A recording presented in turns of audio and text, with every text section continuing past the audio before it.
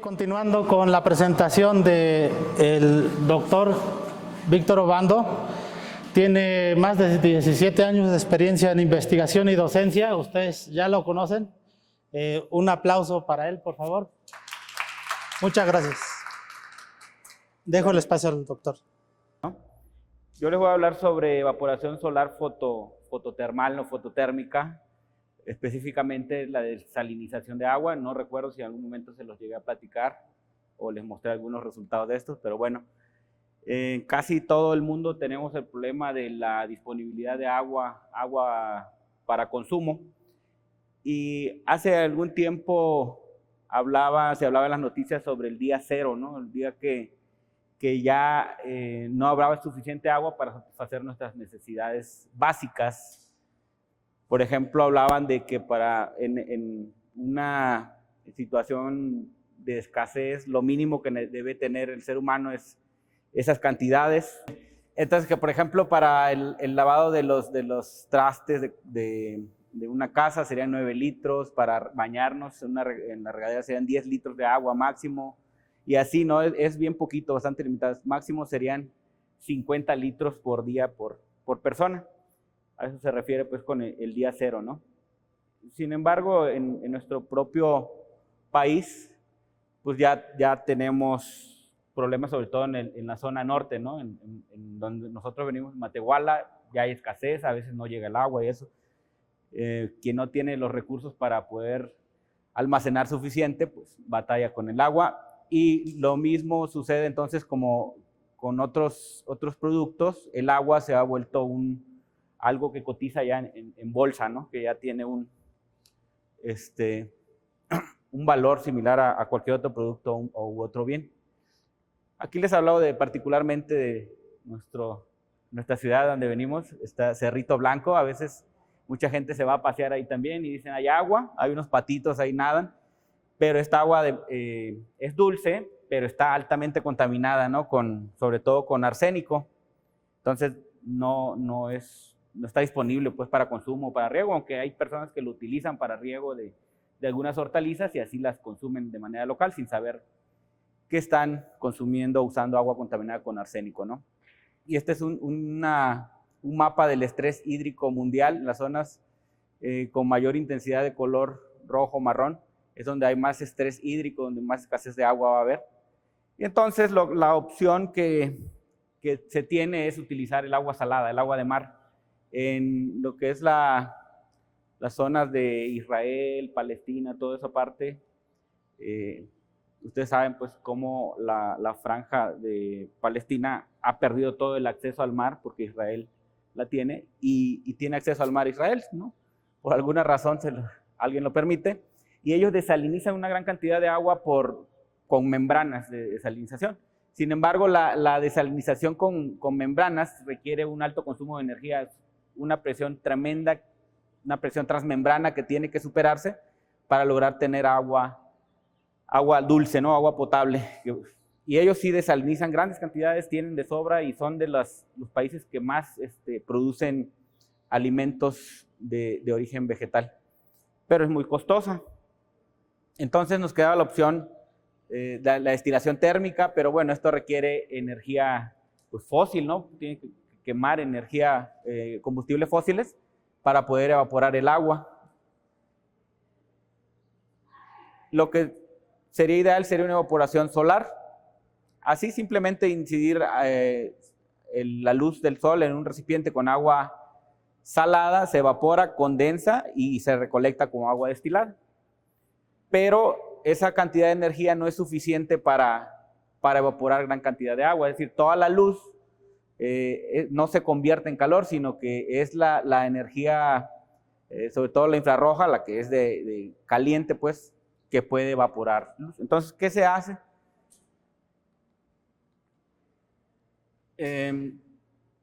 Pues nosotros estamos acudiendo, utilizando los materiales como son los materiales plasmónicos, es decir, que cuando se le incide luz, se calientan de manera local y esa luz es convertida en calor y aprovechada para evaporar agua. Están también los materiales semiconductores, algunos son inorgánicos, también hay materiales orgánicos, y están los materiales basados en carbón, que es de lo que les voy a hablar. Son materiales negros que absorben luz, atrapan los fotones y los convierten en calor, y ese calor es el que se aprovecha para evaporar el agua y llevar a cabo una desalinización. Esa desalinización con estos materiales puede ser de manera volumétrica. Esto es lo que se hizo hace unos 15 o 20 años más o menos, y fue abandonada esta técnica y recientemente fue retomada. ¿Por qué? Porque en la volumétrica lo que hacían es una gran cantidad de agua, dispersaban ahí los materiales fototérmicos como estos e incidían la luz, pero para lograr tener una evaporación suficiente, tenía que calentarse todo el volumen de agua que teníamos acá. Entonces lo abandonaron, y recientemente, de unos 5 años para acá más o menos, se retoma, pero como una evaporación interfacial, es decir, ya no tienes que calentar todo el volumen de agua que tú tienes, sino solamente una superficie. Y este es el material que debe cumplir con algunos requisitos, entre ellos ser de alta eficiencia, es decir, que atrape los fotones y que los convierta eficientemente en calor. Pero también otras, me voy más o menos rápido, me voy a adelantar y me voy a estar regresando. No. Bueno. Deben tener algunas características, es decir, que este material, para empezar, tiene que ser autoflotante, porque si se va al fondo no va a haber calentamiento interfacial. Debe ser altamente poroso para poder atrapar o servir como trampa de fotones, y debe tener canales a través de los cuales el líquido que queremos evaporar, porque no es solamente para agua, puede ser cualquier otro líquido que queramos destilar también, atraviese por capilaridad esos poros, ese material, ¿no? Estas son algunas de las características que debe cumplir. Hay mucho trabajo con esto, pero es difícil que cumplan con todos los requisitos. Por ejemplo, es altamente eficiente para convertir la luz en calor, pero no flota, o además no tiene que ser aislante térmico también, para que el calor no se pierda hacia alrededor, sino que se transfiera hacia la parte inferior. Y entonces se echa mano de diferentes arreglos para poder cumplir con la eficiencia, ¿no? Lo ideal será que cumpliera con todo.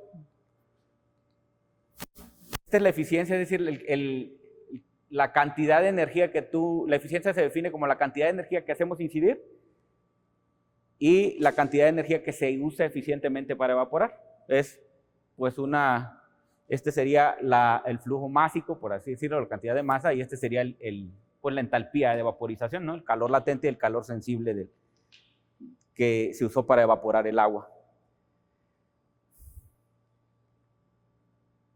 Entonces, como les decía, entre materiales semiconductores pueden ser inorgánicos, como algunos polímeros conductores, y los materiales basados en carbón. Hemos trabajado con los dos, pero ¿por qué preferimos los basados en carbón? Porque son los más baratos.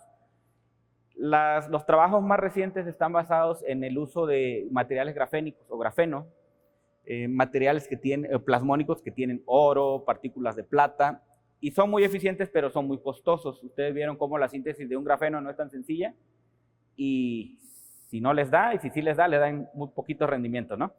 Entonces, es contaminante obtener los grafenos. Se utilizan ácidos fuertes, ¿no? Un proceso que contamina bastante agua. Entonces, si vas a contaminar agua, no tiene mucho caso estar desarrollando materiales, además de costosos, que sí son eficientes, pero estás contaminando un montón de agua, ¿no? Por eso buscamos algunas alternativas, como los materiales basados en carbón.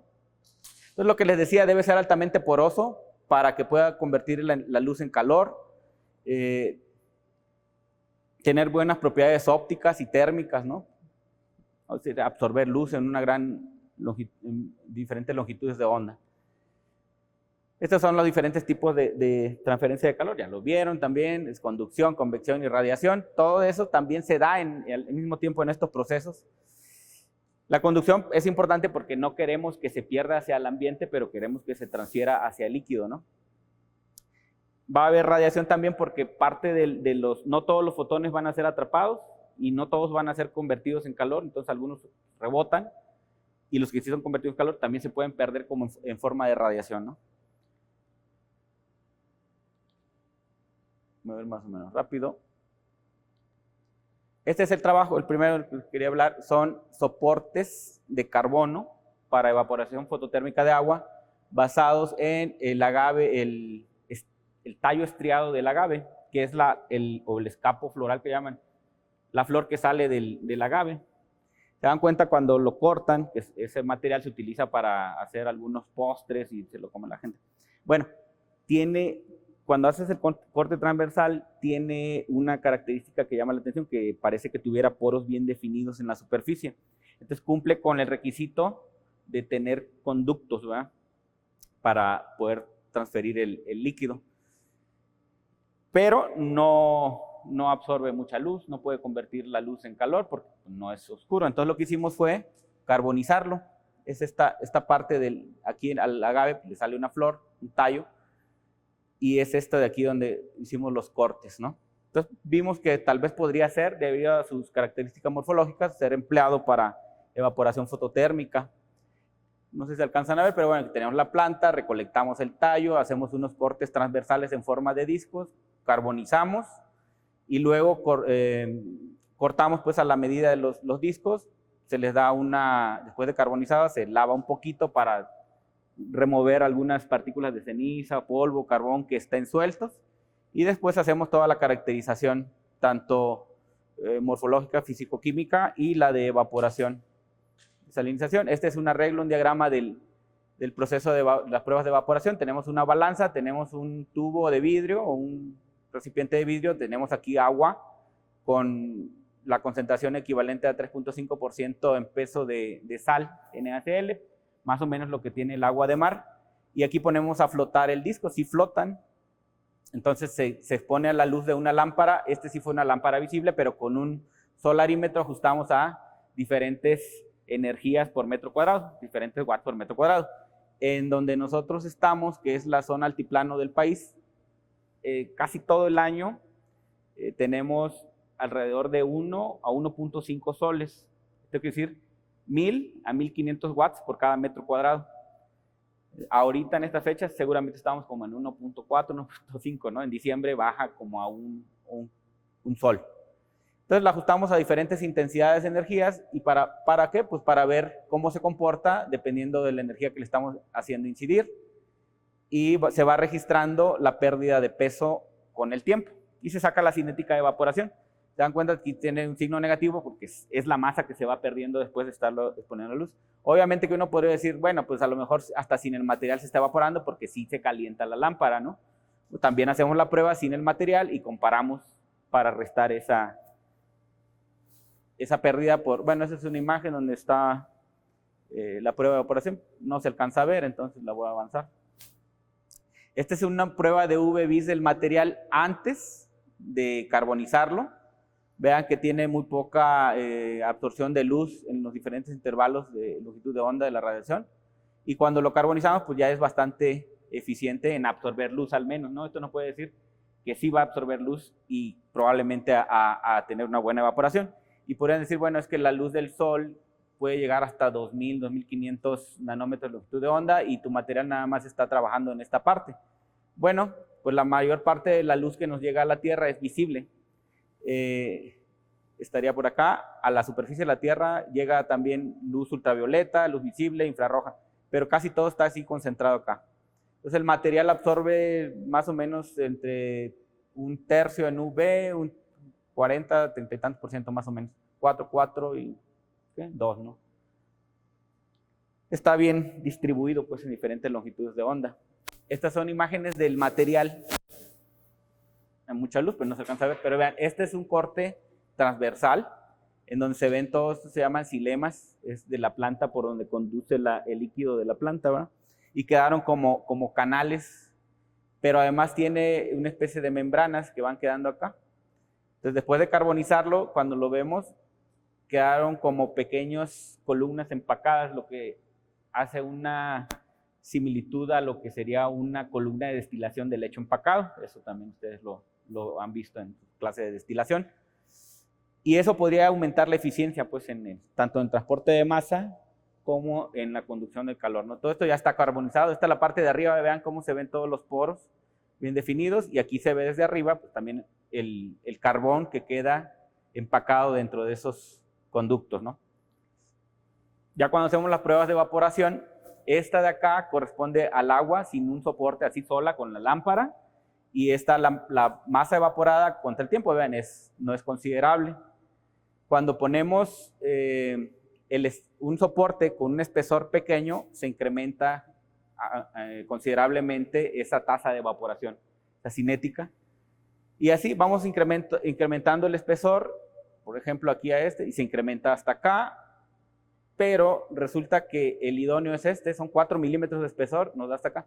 Si es muy grueso el disco, comienza a disminuir la eficiencia. ¿Por qué? Porque entonces, como es muy grueso, el calor, en lugar de irse hacia el fondo del recipiente donde está el agua que queremos evaporar, se empieza a perder hacia el ambiente y disminuye la eficiencia, o bueno, la tasa de evaporación, y por lo tanto la velocidad y la eficiencia. Aquí en este lado tengo la eficiencia, vean que el ideal fue para un espesor de 4 milímetros, casi prácticamente el 100% de eficiencia, ¿no? Mientras que la tasa de evaporación anda en 2. Los trabajos con grafenos, con otros materiales plasmónicos, ahorita creo que ya llegaron hasta 4 kilogramos por metro cuadrado hora. Sin embargo, el costo por metro cúbico evaporado es mucho mayor, ¿verdad? Porque estamos hablando de un material, lo tomamos de la naturaleza, lo carbonizamos y simplemente lo utilizamos, ¿verdad? Nosotros alcanzamos 2 kilogramos por metro cuadrado por hora. Es decir, si yo tengo 1 metro cuadrado de material, en 1 hora yo tendría una evaporación de 2 kilogramos de agua. Se puede decir, pues eso no sirve para otra cosa. Para un lugar donde no hay agua ni para consumo humano, pues sí es relevante, ¿no? Sobre todo, estás usando la luz del sol como fuente de energía. Estas son imágenes o fotografías de infrarrojas de la muestra. Aquí está así de lado, y esta es la parte superior del soporte, pues. Cuando empieza, pues tenemos, aquí está la escala, está prácticamente a 25 grados centígrados. Cuando encendemos la lámpara a los 30 minutos, después de 30 minutos, comienza a verse así. Es decir que en 30 minutos prácticamente estamos en 65 grados centígrados, ya está caliente, y se mantiene bastante, ¿no? Después de 90, 150 minutos, se va calentando, y vean cómo se va transfiriendo el calor hacia el líquido, ¿no? Donde pues eficientemente se está atrapando los fotones y se está mandando el calor como calor hacia el fondo del recipiente, que es donde nos interesa. Esta sí es una fotografía normal, aquí no se alcanza a ver, pero en la computadora pues sí se ven algunas burbujitas de agua que se están comenzando a evaporar. ¿Qué es importante de esto? Primero, que se alcance rápido una temperatura elevada para que la evaporación sea constante y que no se pierda hacia el ambiente, ¿no? Y que además sea estable. Vean. Bueno, aquí está una magnificación, ahí se ven las burbujitas. ¿Cuál es el problema de esto? Bueno, como el material es hidrófilo, el agua con la sal puede llegar a atravesar todo el soporte en forma de líquido. Y cuando llega a la superficie vamos a tener una evaporación tipo una evaporación flash, ¿no? ¿Y qué pasa en estos casos? Pues que la sal se va a comenzar a depositar, a quedar como sólidos en la superficie, va a obstruir los poros y va a comenzar a disminuir la eficiencia en la evaporación. Entonces, ¿qué requiere? Pues darle un mantenimiento, quitarle esa sal, de alguna manera. ¿Cómo le hacemos? Bueno, aquí hay otro donde le cambiamos la energía de la lámpara. Obviamente, entre más energía, pues más evaporación vamos a tener y la eficiencia. Pero sin embargo, a mayor energía no quiere decir que voy a tener mayor eficiencia. Voy a tener mayor cantidad evaporada, pero la eficiencia, acuérdense que es la cantidad evaporada de energía usada para evaporación entre la energía que estoy metiendo. Entonces hay un límite, ¿verdad? Si yo le meto muchísima energía, va a llegar a un límite, entonces la eficiencia va a comenzar a disminuir. ¿Va? Bueno, ese es un ejemplo donde hacemos unos ciclos para ver qué tan útil es el material, ¿no? Y se mantiene la estabilidad. Este sería un diagrama de una propuesta. Es decir, tú tienes aquí un recipiente con el material que vas a evaporar, lo tienes aislado, incide la luz, condensa, por escurrimiento puede ser colectada. ¿Qué es lo que hace, no? Ya se hacen prototipos para pues, hacer experimentos reales, ¿no? Con luz del sol, que sería el equivalente a este tipo de materiales. También ya venden materiales o dispositivos, pero este es el costo, ¿no? Apenas 250 mililitros por día, pues para sobrevivir en en el mar, así, pues sí te alcanza un vasito de agua en un día recolectado, ¿no? Y cuesta alrededor de $240, pero esto es de hace como más de un año. Y es este el prototipo, está el material, está el agua salada, va evaporando, condensa y cae por los lados y se recolecta acá en esa bolsita. Bueno, pues más o menos el mismo principio. Pues, ¿qué pasa si es con ese problema de acumulación de sal? Pues entonces lo que podríamos hacer es dejar que pase como líquido hasta cierta altura o espesor del material, y si a partir de ahí no se ha evaporado, pues que no pase como líquido, ¿no? Entonces lo que hacemos es dejar la parte inferior del soporte hidrófilo y la parte de más arriba dejarla hidrófoba, para que rechace el agua. Si llega como líquido, sea rechazada y no se me vaya a acumular la sal en la parte superior. Bueno, entonces lo que hicimos fue también en el mismo sentido utilizar fibras de coco. Pues, intentamos utilizar materiales baratos, de fácil acceso, y las recubrimos con poliestireno, primero para tener una aglomeración y otro para darle una hidrofobicidad, ¿no? Y también le pusimos grafito, material oscuro. Esto es lo que pasa. Teníamos no sé por qué se puso doble, pero ¿qué es esto? Aquí tenemos las fibras de coco, las secamos, las molemos, hacemos el mezclado con espuma de poliuretano disuelta en tolueno, la mezclamos, hacemos el disco, el soporte, le depositamos grafito y luego, después de ponerle grafito, lo sometemos a un proceso de microondas. El microondas lo que hace es expandir el grafito, porque acuérdense que el grafito son láminas de grafeno, ¿no? Entonces, cuando los ponemos a microondas, lo que hace es expandirlo. No lo separa en sus láminas, pero las aleja un poco. ¿Para qué? Para tener mayor eficiencia en la captura de fotones y convertirlos en calor. Es el grafito, las láminas de grafeno, y cómo solamente son separadas. Aquí es una imagen donde lo estamos sometiendo a un microondas normal, así de cocina. ¿Ven? Pues el grafito es conductor y empieza a aventar unas chispas interesantes, ¿no? Solamente lo podemos exponer a microondas algunos segundos. Entonces lo que hicimos fue 2, 4, 6, 8 segundos, porque si lo dejamos más, se quema la muestra, se carboniza el poliestireno que le estamos poniendo y ya no sirve. Los poros que pudiera tener se destruyen y ya no sirve, ¿no? Y lo mismo las pruebas de evaporación. Tenemos lo que les mostraba hace rato, una balanza, y vamos monitoreando cómo se va perdiendo el líquido. Estas son imágenes del material que lo pusimos sin someterlo a microondas. Vean cómo la superficie está toda tapada donde depositamos el polímero. El poliestireno es un corte transversal, tampoco no se ve gran cosa. Y luego, cuando los ponemos a diferentes tiempos en el microondas, este sería 0, este sería el de 6 segundos. Vean cómo ya la superficie, en la parte superior, se empieza a abrir, ¿no? Se empieza a destapar.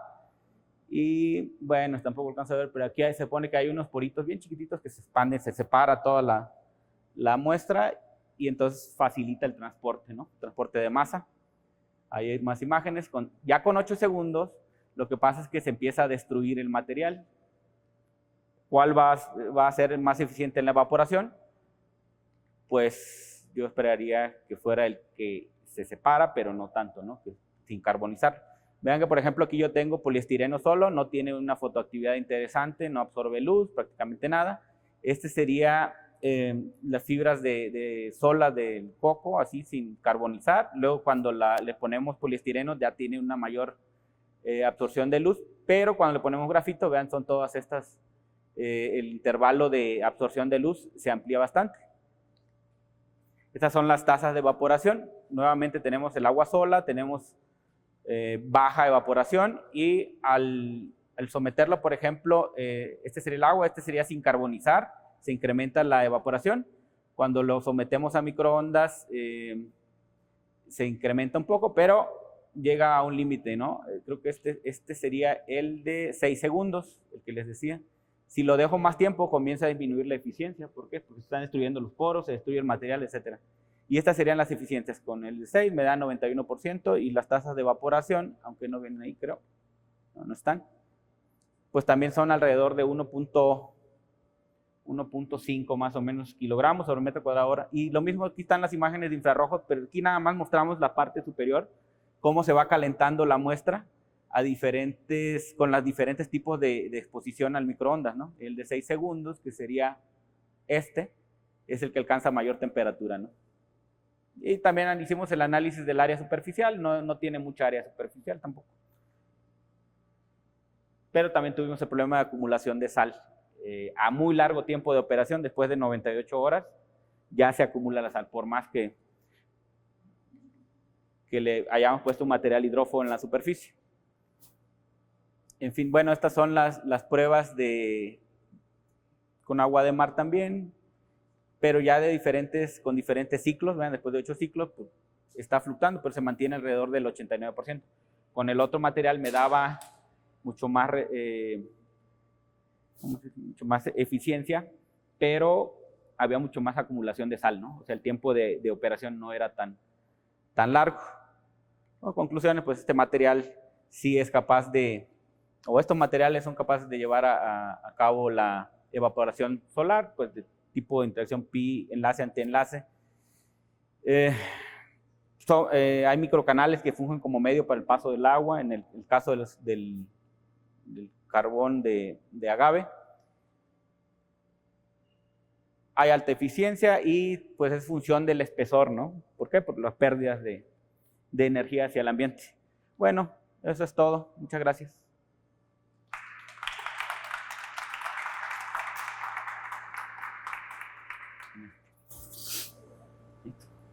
No va a hacer preguntas, pero preguntas. Como vimos, fue muy interesante todo el trabajo del doctor, entre otros trabajos que ha publicado también. Y sumemos el valor de que además está utilizando la naturaleza, recursos naturales que quizás se pueden considerar desperdicios para llevar a cabo una investigación de muy buena calidad. Y además, no sé si el doctor esté pensando patentar alguna parte del proceso, pero bueno, ahí ustedes le preguntan. Tenemos espacio para 1 o 2 preguntas. ¿Alguien que quiera conocer? Nos mencionaba que existían materiales de carbón y materiales de plasmónicos. Nos mencionaba que es más barato usar el carbón, pero a su consideración, ¿cree que sea mejor o mayor eficiencia si usamos otro tipo de material? A pesar del costo, o sea, ¿se tiene una mejor calidad de agua o funciona diferente? No, la calidad del agua es la misma, porque estás evaporando y aquí no se van los sólidos, ¿no? Eso lo sabemos bien. Las eficiencias reportadas con materiales como partículas de metales preciosos, como el oro, plata, platino, no sé qué tanto usan. Las eficiencias reportadas andan alrededor de 0.8, 1.2, no, perdón, no eficiencia, las tasas de evaporación. 0.8 a 1.2, 1.3 kilogramos por metro cuadrado hora. Nosotros llegamos a 2, entonces creo que no vale la pena. Sin embargo, sí hay muchos trabajos que se aceptan fácilmente, no tanto por la eficiencia, sino por la novedad, ¿verdad?, de los editores que dicen, me interesa más publicar grafenos que un carbón sencillo que no le hiciste gran modificación. No sé en qué consiste que piensen de esa manera, porque los materiales, como les decía, tienen que cumplir entre 4 a 6 características, que son disponibilidad de materias primas, mínimo procesamiento, alta eficiencia, ¿no?, entre otros. Por ahí se los había mencionado. Entonces, ¿para qué vas a usar otros materiales que no, además no tienen tan buena eficiencia, no son tan buenos, son costosos, procesos de obtención son contaminantes, ¿no? Si fueran mucho más eficientes, entonces tú podrías ver un costo-beneficio. Bueno, son más eficientes, son más costosos, pero podemos tener mejores resultados. Entonces creo que no. Incluso la idea del grafito fue porque había muchos trabajos reportados con grafenos. Y dije, no, el grafito son grafenos, nada más que falta cortar las láminas, ¿no? Lo que sí hicimos fue expandirlo con microondas y funcionó bastante bien. Bueno, otra pregunta. Listo, gracias. Otra pregunta. ¿Otra? Sí. Bueno, la metodología, pues por lo que vi, es no es tan como de contaminar el agua. Ya ve que algunas veces es como de que se contamina casi más agua en el proceso para limpiarla, o sea, de quitarle la sal. ¿Usted cree que esta metodología no sea el caso? O sea, de que pues a lo mejor sí se gasta agua como en los lavados, en hacerlo, o cree que se tiene un 50-50, o ¿cómo ve usted? Depende, o sea, en el que es el de carbón de origen natural, vegetal, simplemente es hervir el material para destaparlo un poco, ¿no? Igual tú puedes, quieres usar menos agua, a lo mejor le pones ultrasonido, no sé. Es nada más remover partículas de polvo, cosas así. Entonces ahí no hay problema. El otro material, por ejemplo, en lugar de agua, tienes que disolver el polímero, el poliestireno, y pues no se disuelve en cualquier cosa. Nosotros lo disolvimos en tolueno, ya es un material que después lo evaporamos y lo estamos emitiendo al ambiente. Habría que ver cuánto estás emitiendo, qué tanto estás contaminando, ¿no? Y a veces son otros disolventes más tóxicos todavía, como el THF, ¿no? Cancerígeno, no sé. Entonces, ahí sí, pero si comparas, habría que analizar.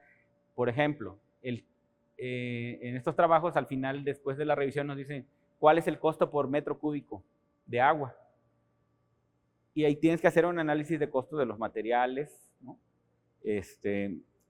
Y de la eficiencia, cuánto evaporas por hora. Entonces tienes que hacer un cálculo anual, ¿no? Y ya. Nos salía alrededor de $0.4 el metro cúbico. Y otros reportan, pues son $2, $3 y así. Sí, es mucho más barato, ¿no? Lo que se busca es usar materiales de bajo costo o de preferencia reciclados. Pues bueno, sí. Aquí tiene otro. Bueno, la investigación era para desalinizar el agua, pero, por ejemplo, mencionaba lo del Cerrito Blanco. ¿Hicieron pruebas con esas? No, pero sí estaría interesante porque es la única agua que tenemos ahí en Matehuala. Bueno, hay más, hay pozos y eso, pero esa agua que está corriendo es un ojo de agua. Sería interesante poder hacer pruebas, ¿no? Pero meterse a trabajar con arsénico, no creo que haya muchos que quieran hacer tesis en eso, ¿no? De por sí no quieren hacer tesis. Ya como es muy interesante a ver quién quiere trabajar con eso. En todo el mundo, les decía, hace como 5 años para acá, comenzó a despegar esta evaporación interfacial fototérmica. El hecho de que sean autoflotantes y además tengan alto rechazo de sal, es decir, hidrófilo, hidrófobo arriba, es algo que se está buscando, y de hecho se le llaman evaporadores tipo Janus. Yo busqué, no sé a quién se le ocurrió, pero dicen Janus y está relacionado con enero y con el sol. No sé, pero se le llama Janus a los que tienen estas características, y es lo que se busca. En todo el mundo, sobre todo en los países asiáticos, en Europa, hay mucha investigación al respecto. Aquí en México no. Solamente hay un trabajo del 2008 del CICI, creo, en Yucatán, del 2008, y lo utilizaron para evaporar en modo volumétrico, algún disolvente, por ahí un alcohol, y es todo lo que había. Luego están estos 2 trabajos que les mostré en el 2021, 2022-2023, y ya no hay nada más, no hay nadie en el país trabajando con estas técnicas para desalinizar agua, ¿no? Entonces sí es un área donde se puede hacer bastante aportes a la ciencia y a la tecnología. Pues bueno, recuerden que si tienen más preguntas para el doctor, las pueden hacer en un espacio que tenemos ahorita en 10 minutos, o si deciden hacer tesis con él, ustedes saben que allá lo tienen disponible todo el tiempo. Ya sí, es una muy buena manera de empezar en investigación, y si en el futuro quieren hacer maestrías o doctorados, en el Instituto Politécnico tienen muchas opciones. ¿De acuerdo? Entonces, pues le damos un